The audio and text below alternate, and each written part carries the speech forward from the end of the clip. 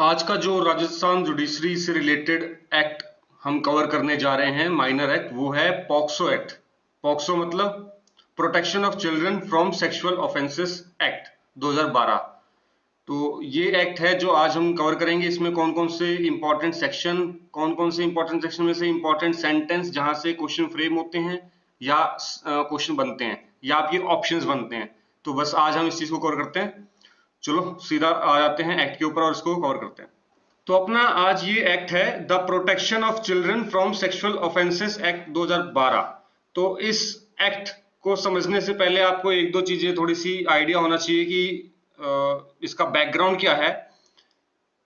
तो 1992 में एक कन्वेंशन थी यूनाइटेड नेशन की, United nation convention on rights of children. ये एक कन्वेंशन थी जिसको इंडिया ने 1992 में रेटिफाई किया था।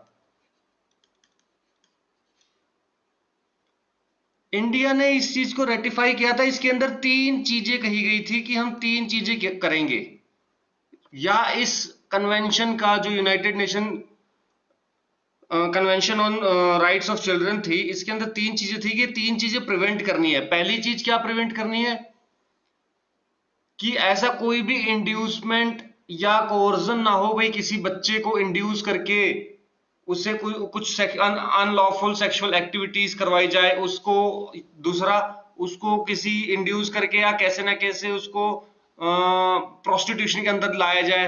थर्ड, प्रिवेंट हमें क्या करना है कि बच्चे को पोर्नोग्राफी के अंदर नहीं लाया जाए। तो ये तीन चीजों को कवर करने का मकसद था इस कन्वेंशन के अंदर। इंडिया ने इसको रेटिफाई किया। सेम जब बहुत सारी रिपोर्ट्स आई कि इंडिया में हमने एक यूनाइटेड नेशन कन्वेंशन को तो रेटिफाई कर दिया है, लेकिन एक ऐसा ही एक्ट इंडिया में होना चाहिए, क्योंकि ऐसा कोई एक्ट, कोई प्रोविजंस, कोई स्टैट्यूट था नहीं। हम बस एक इंटरनेशनल कन्वेंशन को फॉलो कर रहे थे। तो ऐसी बहुत सारी रिपोर्ट आने के बाद 2012 में पॉक्सो करके जो है, POCSO protection of children from sexual offences act को हमने इसको एनेक्ट किया। प्रेसिडेंट ने इसको साइन किया और फिर ये एनफोर्समेंट में आ गया। तो ये चीज है, इसका बैकग्राउंड ये था। आप इसको बताओ, इसमें मेन चीज है कि इसको एनेक्ट कब किया गया था, असेंट कब दी थी प्रेसिडेंट ने। प्रेसिडेंट ने इसको असेंट दी थी 19 जून 2012। और ये फोर्स में कब आया था, यहां से क्वेश्चन बनते हैं। तो ये इंपॉर्टेंट अब स्टार्ट हो गया है। फोर्स में आया था 14 नवंबर 2012। ये दो इंपॉर्टेंट चीजें जो आपको पता होना चाहिए। उसके बाद आप आ जाओ, ये अपना बेर एक्ट है। जो इंपॉर्टेंट चीज है वो स्टार्ट करते हैं।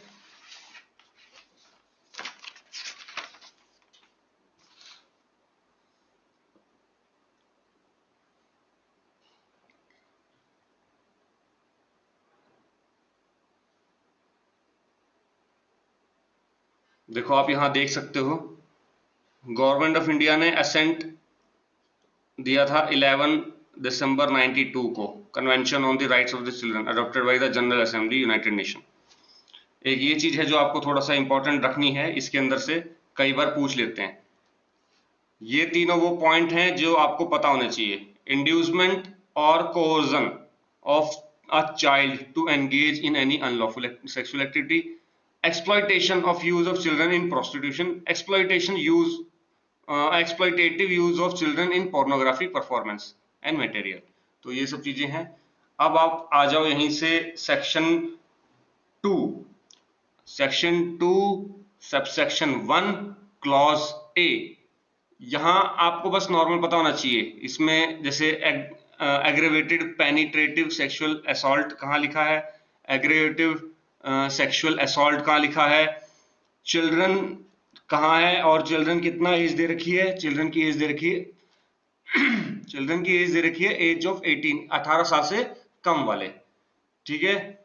और इंपॉर्टेंट जो आपको इसमें से ध्यान देना है, अब आप आ जाओ सीधा chapter 2, that is penetrative sexual assault.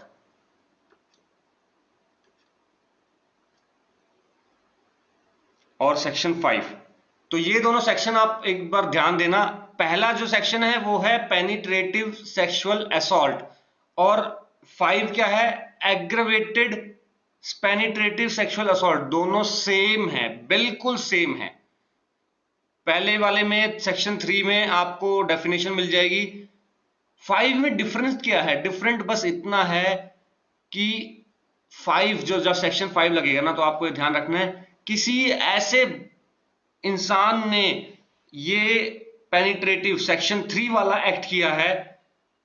अगर सेक्शन 3 वाला जो भी आपको लिखा है ना, वो कोई ऐसा इंसान कर दे जो कि किसी अथॉरिटी में हो, जैसे कोई पुलिस वाला हो, कोई ऑफिसर हो, कोई गवर्नमेंट बॉडी में हो, कोई हॉस्पिटल का इंचार्ज हो, कोई स्कूल का इंचार्ज हो, कोई टीचर हो, मान लो कोई इंसान जो किसी अथॉरिटी में है, और उसका काम है सोसाइटी को, उस अथॉरिटी को, उन बच्चों को कुछ हेल्प करना या उनकी प्रोटेक्शन करना, ना कि उन्हीं के साथ, उन बच्चों के साथ कुछ गलत एक्ट करना। तो जब कोई ऐसा बंदा जो कि किसी अथॉरिटी में होता है, पावर में होता है, और वो कोई एक्ट कर दे ऐसा, तो वो सेक्शन 5 के अंदर आ जाएगा। तो आप एक बार इस चीज को देखो, सेक्शन 3 और सेक्शन 5। सेक्शन 4 के अंदर 3 की पनिशमेंट है, फिर सेक्शन 6 के अंदर पनिशमेंट है एग्रेवेटेड की।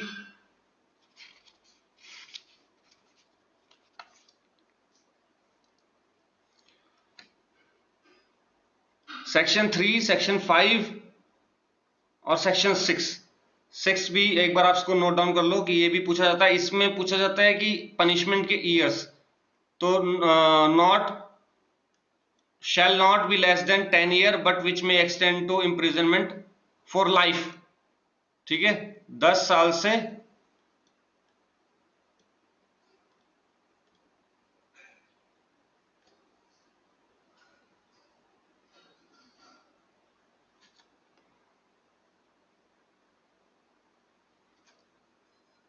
10 से लाइफ इंप्रिजनमेंट तक। उसके बाद आप आ जाओ सेक्शन 8 पे। यहां से भी पूछा जाता है सेक्शन 8 किस बारे में बोलता है, तो ये बोलता है सेक्सुअल असॉल्ट के पनिशमेंट के बारे में। तो इससे पहले देखो क्या था, उससे पहले था पेनिट्रेटिव सेक्सुअल असॉल्ट, अब है नॉर्मल सिर्फ सेक्सुअल असॉल्ट।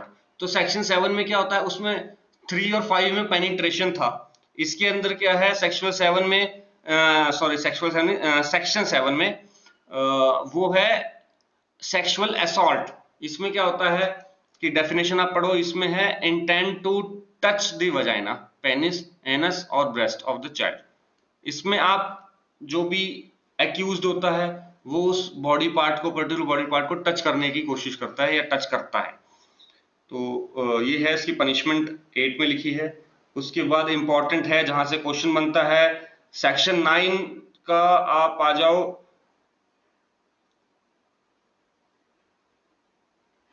एल पे।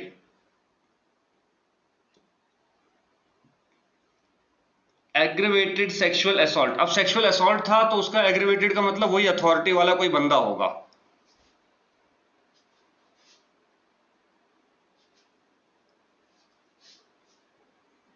तो इस एल के अंदर लिखा है whoever commit sexual assault on the child more than once और रिपीटेडली। तो ऐसा भी कोई खाली सेक्सुअल असॉल्ट हो लेकिन वो बंदा अथॉरिटी में नहीं है, लेकिन उसने मोर देन वंस किया है, तो वो भी एग्रीवेटेड में आ जाएगा।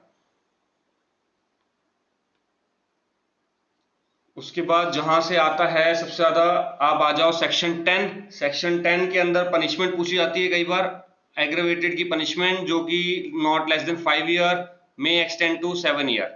उसके बाद आपका आ जाता है सेक्सुअल हैरेसमेंट।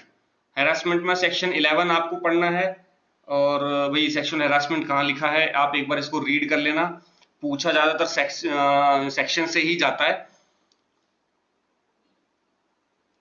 तो इसका सेक्शन क्या है, a person is said to commit sexual harassment upon child when person intent with sexual intent. Sexual intent के साथ क्या करे, कुछ बोले, कोई ऐसा साउंड करे, जेस्चर करे, कुछ ऐसा इशारे करे ना कि भाई ऐसे ऐसे कुछ है, उसको कुछ बोले, तो ऐसी चीजें हैरेसमेंट में आती हैं। आप इसको एक बार पढ़ लेना। इसमें आ जाती है सेक्शन 12 से क्वेश्चन पूछा जाता है पनिशमेंट के बारे में, कई बार क्वेश्चन यहीं से बनता है। जो कि बनता है पनिशमेंट क्या होगा, विच में extend to 3 years and shall also liable to fine. उसके बाद आ जाओ, जो पूछा जाता है वो है section 13, use of child for pornographic purpose. एक चाइल्ड को, बच्चे को, जो कि डेफिनेशन में क्या लिखा है 18 साल से कम हो, तो उसको पोर्नोग्राफिक पर्पस के लिए यूज किया जाए, तो ऐसे उसमें भी आपका सेक्शन 13 लगता है। इसमें तीन चीज ये हैं, आप इनको इन यहां से पूछा जाता है क्वेश्चन या ऑप्शन जो बनते हैं, representation of sexual organ of child, use of child engaged in real और सिमुलेटेड सेक्सुअल एक्ट विद और विदाउट पेनिट्रेशन, द इंसिडेंट और ऑब्सीन रिप्रेजेंटेशन ऑफ चाइल्ड। ये तीन ऐसे एक्ट हैं जिससे पता चलता है कि भाई आपने बच्चे को एक पोर्नोग्राफिक पर्पस के लिए यूज किया गया। अब सेक्शन 14 आ जाओ। 14 में जो क्वेश्चन बन रहा है वो बनता है इससे 5 ईयर से। पनिशमेंट क्या है, विच में extend to 5 year and shall also liable to fine. तो ये चीज है इंपॉर्टेंट। इसमें इंपॉर्टेंट सबसेक्शन 2 भी है, बहुत इंपॉर्टेंट है, इस चीज को देख लो। Person using child for the pornographic purpose commit an offence by directly participating in the pornographic act, he shall be punished with imprisonment of section imprisonment of either description for a term which may not less than be 10 years but which may extend for life, imprisonment for life। जो कोई बंदा, इसमें two important क्यों है, आपने बच्चे को use किया पोर्नोग्राफी पर्पस के लिए तो आपको 5 साल और आपको फाइन लग सकता है। लेकिन अगर कोई ऐसा इंसान जो कि पोर्नोग्राफिक पर्पस को यूज करते हुए बच्चे के साथ सेक्शन 3 के अंदर जो लिखी है ना, पेनिट्रेटिव सेक्सुअल असॉल्ट, अगर वो करता है तो उसको कम से कम 10 साल और लाइफ तक के लिए भी पनिशमेंट हो सकती है। सबसेक्शन 2 के अंदर ये लिखा है। उसके बाद आ जाओ, जो इंपॉर्टेंट है जहां से पूछा जाता है वो है सेक्शन 15।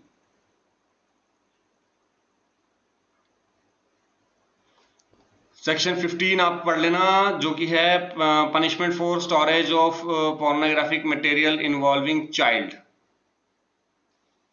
उसके बाद आपका इंपॉर्टेंट है सेक्शन 16, जहां से क्वेश्चन पूछा जाता है अबेटमेंट ऑफ एन ऑफेंस। ये आप एक बार पढ़ के जाना जरूर। उसके बाद सेक्शन 17 और 19 पनिशमेंट फॉर अबेटमेंट और रिपोर्टिंग ऑफ ऑफेंस, ये दोनों इंपॉर्टेंट चीज है।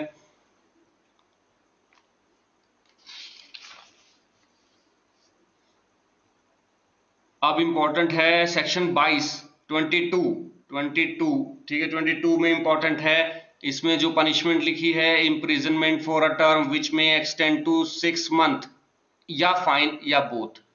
किस चीज के लिए, पनिशमेंट फॉर फॉल्स कंप्लेंट और फॉल्स इंफॉर्मेशन। अगर कोई गलत इंफॉर्मेशन या गलत फॉल्स कंप्लेंट कर देता है तो उसके लिए भी पनिशमेंट लिखी हुई है बॉक्सों में।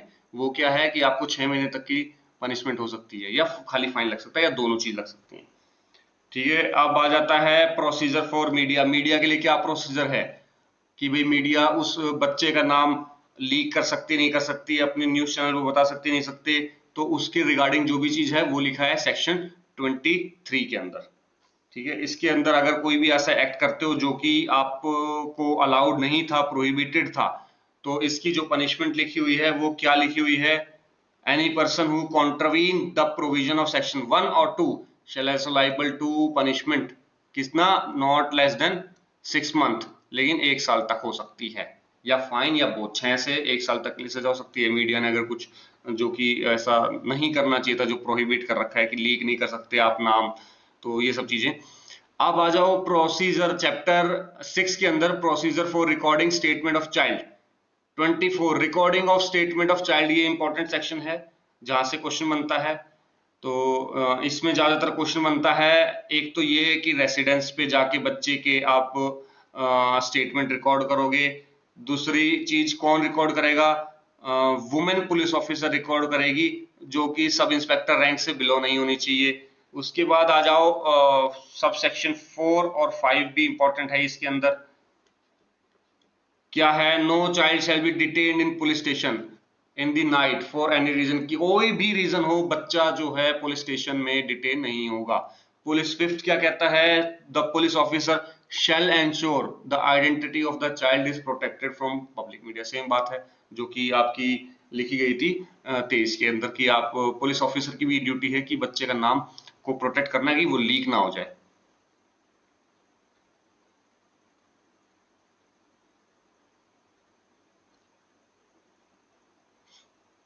उसके बाद इंपॉर्टेंट है 25, recording of statement of child bye magistrate. Magistrate किस तरीके से रिकॉर्ड करेगा, मैजिस्ट्रेट कब रिकॉर्ड करता है, जैसे लिखा है अंडर सेक्शन 164 कन्फेशन, है ना, सीआरपीसी के अंदर। तो इसके अंदर इंपॉर्टेंट है जिस लाइन से कई बार क्वेश्चन बनता है वो है प्रोवाइडेड वाले, उसमें से क्या है, provided that the provision contain in first proviso of 164 CrPC के अंदर so far it permits the presence of the advocate of the accused shall not apply in this case। इस केस के अंदर एडवोकेट अगर होना चाहिए तो वो अप्लाई नहीं होता है। तो ये यहाँ से क्वेश्चन बनता है। उसके बाद आ जाओ, आता है सेक्शन 27 इंपॉर्टेंट है, मेडिकल एग्जामिनेशन ऑफ चाइल्ड कैसे होगा, ये इंपॉर्टेंट चीज है। इसमें ज्यादातर क्वेश्चन आता है सबसेक्शन 3 से, medical examination shall be conducted in the presence of parents, के प्रेजेंस में होनी चाहिए। जब भी मेडिकल एग्जामिनेशन हो रहा हो, बच्चे के साथ पेरेंट्स होगा या कोई ऐसा पर्सन होगा जो बच्चे को क्या नाम है, बच्चे को उसके ऊपर कॉन्फिडेंस है या फिर बच्चा उस पर ट्रस्ट करता है कि हाँ भाई मेरे साथ ये चाहिए मुझे। उसके बाद आ जाओ, नेक्स्ट इंपॉर्टेंट चीज जहां से क्वेश्चन बन रहा है वो है section 28, designation of special court. Special court को डेजिग्नेट करता है स्टेट गवर्नमेंट करती है, लेकिन with the consultation of the high court. ये इंपॉर्टेंट है, फर्स्ट जो है सबसेक्शन 1 की स्टेट गवर्नमेंट करती है, shall in the consultation of chief justice of the high court. उसके बाद नोटिफाई करते हैं कि ये स्पेशल कोर्ट है जो कि सिर्फ और सिर्फ पॉक्सो के केसेस को डील करेगी। अब आ जाओ जहां से ज्यादा क्वेश्चन बन रहे हैं वो है सेक्शन 30 में क्या लिखा है, तो यह है presumption of culpable mental state. क्या चीज प्रिजम्पशन ली जाएगी अकॉर्डिंग टू सेक्शन 30, कि अगर किसी एक्यूज के ऊपर क्वेश्चन मार्क है कि क्या इसने जो एक्ट किया है जिसकी वजह से इसके ऊपर पॉक्सो लगा है, क्या उस टाइम वो बंदा या वो एक्यूज एक कल्पेबल मेंटल स्टेट में था। कल्पेबल मेंटल स्टेट मतलब क्या उसको नॉलेज थी, इंटेंशन थी, क्या मैं ये करने जा रहा हूं, वो एक पॉक्सो हो जाएगा या वो एक पेनिट्रेटिव सेक्सुअल असॉल्ट या हरासमेंट होगा। तो इसमें सेक्शन 30 कहता है कि ये प्रिज्यूम कर लिया जाएगा कोर्ट से, कोर्ट शैल प्रिज्यूम। तो जैसे ये इंपॉर्टेंट है, the special court shell presume. इसमें अब कल्पेबल मेंटल स्टेट एक्सप्लेनेशन में दे रखा है, वो क्या होता है, इसमें लिखा है कि आपके पास इंटेंशन थी, मोटिव था, नॉलेज था ऑफ द फैक्ट और बिलीव था इन और रीजन आउट कि ऐसा कुछ हो सकता है। कोई भी अगर ऐसी चीज थी आपके माइंड में तो ये मान लिया जाएगा कि आपके पास एक कल्पेबल मेंटल स्टेट था। तो उसके बाद इंपॉर्टेंट है 31, 32, application of CrPC to the proceeding. Special court में सीआरपीसी अप्लाई होगा। सेक्शन 32 क्या कहता है, स्पेशल पब्लिक प्रोसिक्यूटर कौन होगा, स्टेट गवर्नमेंट उसको अपॉइंट करेगी, जिसको कम से कम 7 साल का not less than 7 year of practice as an advocate. ये इंपॉर्टेंट चीज थी। नेक्स्ट जो है सेक्शन जहां से क्वेश्चन बन रहा है ये है section 33, procedure and power of special court. तो ये एक बार सेक्शन आप हल्का हल्का पढ़ के जाओ। नेक्स्ट आ जाओ सेक्शन 35। सेक्शन 35 क्या कहता है, period for recording of evidence of a child and disposal of case. कितना टाइम पीरियड लग जाना चाहिए एविडेंस रिकॉर्ड करने में बच्चे की, जो अब जब केस ट्रायल में होगा, या पूरा केस डिस्पोजल खत्म होने में कितना टाइम लगेगा। तो ये दे रखा है कि द एविडेंस जो आप बच्चों का करवाओगे वो विद इन 30 डेज करवाओगे, 30 दिन के अंदर। कब से, taking cognizance of the offence, जिस दिन मजिस्ट्रेट या स्पेशल जज जो होगा स्पेशल कोर्ट का वो कॉग्निजेंस ले लेगा ऑफेंस की, उससे 30 दिन के अंदर उनको एविडेंस करानी है। और नेक्स्ट है सबसेक्शन 2, क्या चीज है वो, complete the trial with in 1 year, 1 साल के अंदर ट्रायल खत्म करो। ज़्यादा देर नहीं लगनी चाहिए ऐसे ऐसे ऑफेंसेस में कि बहुत टाइम तक लटका हुआ है केस, ये चीज़ नहीं होनी चाहिए। नेक्स्ट इंपॉर्टेंट आ जाओ जो आपको बहुत जरूरी है, वो है सेक्शन 37 की जो पॉक्सो में जो केस होते हैं वो trial should be conducted in camera, camera के आगे जो कि कंडक्शन जो होगी ट्रायल चलेगा वो इन कैमरा चलेगा। ये नहीं कि क्या रिकॉर्ड हो रहा है कैसे हो रहा है कुछ नहीं पता, खाली एक बंद कमरे में हो रहा है, नहीं, विद इन दी कैमरा होगा, वहां रिकॉर्डिंग चलती रहेगी। उसके बाद देखो कई बार पूछते हैं, इसके बारे में पूछ लेते हैं, चैप्टर 9 जो है वो किस बारे में है, मिसलेनियस के बारे में है। इसमें पूछ लेते हैं सेक्शन 41 के बारे में कि provision of section 3 to 30 not to apply in certain cases, कुछ केसेस में सेक्शन 3 क्या था, 3 था पेनिट्रेटिव सेक्सुअल असॉल्ट, 5 क्या था एग्रेवेटेड पेनिट्रेटिव सेक्सुअल असॉल्ट। तो 3 से लेके 13 तक जो ऑफेंसेस लिखे हुए हैं वो कई जगह अप्लाई नहीं होंगे। किस में अप्लाई नहीं होंगे सोच के देखो, तो जब कोई किसी बच्चे के साथ मेडिकल प्रोसेस किया जाए, मेडिकल एग्जामिनेशन किया जाए, ट्रीटमेंट की जाए किसी बच्चे की, मान लो उनके जो बॉडी पार्ट है कुछ प्रॉब्लम हो गई थी, उनके उनके जेनिटल्स में कोई प्रॉब्लम हो गई थी, उनके बॉडी के अदर पार्ट में, तो अगर कोई डॉक्टर या मेडिकल एक एग्जामिनेशन या ट्रीटमेंट हो तो उसको ये नहीं माना जाएगा कि आपने पेनिट्रेटिव सेक्सुअल असॉल्ट किया है या आपने हैरेसमेंट की है या आपने नॉर्मल सेक्सुअल असॉल्ट किया है, तो ये यहाँ पे अप्लाई नहीं होगा सेक्शन 41। तो ये इंपॉर्टेंट चीज थी। और उसके बाद है section 46, power to remove difficulty. अगर कोई डिफिकल्टी अराइज हो रही है इस किसी प्रोविजन से रिलेटेड, तो जो सेंट्रल गवर्नमेंट है उसके पास पावर है कि वो ऑफिशियल गैजेट के अंदर नोटिफिकेशन के पर्पज से नोटिफिकेशन को पब्लिश करके उस डिफिकल्टी को रिमूव कर सकते हैं सेंट्रल गवर्नमेंट। तो ये इंपॉर्टेंट था, यहाँ से क्वेश्चन बनते हैं।